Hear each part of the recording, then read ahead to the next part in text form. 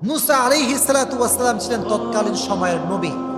একদিন তিনি বনী ইসরাইলের সামনে বসে নসিহত করছিলেন। হঠাৎ করে একজন আসলো, এসে বলল, ইয়া মুসা, হে মুসা, বলো তো এই যুগের সবচাইতে বড় জ্ঞানী মানুষকে?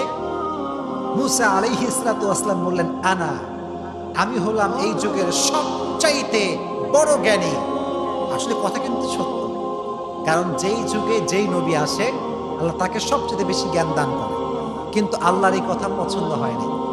আল্লাহ চেয়েছেন যে মুসা যদি এই কথা বলতো যে আল্লাহই জানেন সবচেয়ে ভালো জ্ঞানী কে হতে পারে, এবং সবচেয়ে বেশি জানে আল্লাহ এবং তার রাসূল মুহাম্মদ সাল্লাল্লাহু আলাইহি ওয়াসাল্লাম।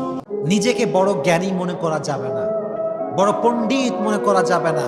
জান্নেওয়ালার উপরেও জান্নেওয়ালা আছে, জ্ঞানীর উপরেও আরো বড় জ্ঞানী আছে। এজন্য আমরা নিজেদেরকে জ্ঞানের অহংকারে ডুবাবো না। রাজি আছেন তো ইনশাআল্লাহ?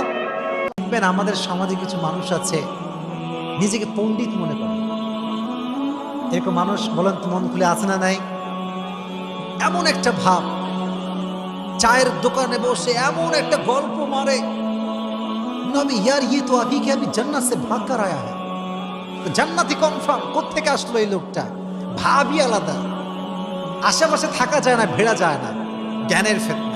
দেশের ক্ষমতায় যেই বসুক তার মাথায় একটি বিষয় সব সময় রাখতে হবে, যেই জনগণ 16 বছরের যে ক্ষমতার একটা ব্যবস্থাপনা, যে রাষ্ট্রীয় ক্ষমতা, যে শক্তি, যে স্বৈরাচার ছিল, যেই জনগণ এই শক্তি, এই ক্ষমতাকে প্রতিরোধ করতে পারে, সেই জনগণ চাইলে যে কোনো প্রধানমন্ত্রী ঘাড় ধাক্কা দিয়ে বের করতে পারবে, এটা আপনি সুনিশ্চিত থাকবেন। অতএব দেশে যেই প্রধানমন্ত্রী হোক, যেই প্রাইম মিনিস্টার হোক, তার মাথায় এটা রাখতে হবে, দাম্ভিকতা, অহংকার এবং মানুষের উপর জুলুম অত্যাচার করে এই দেশে আর কখনো টিকা সম্ভব হবে না ইনশাআল্লাহ তাআলা।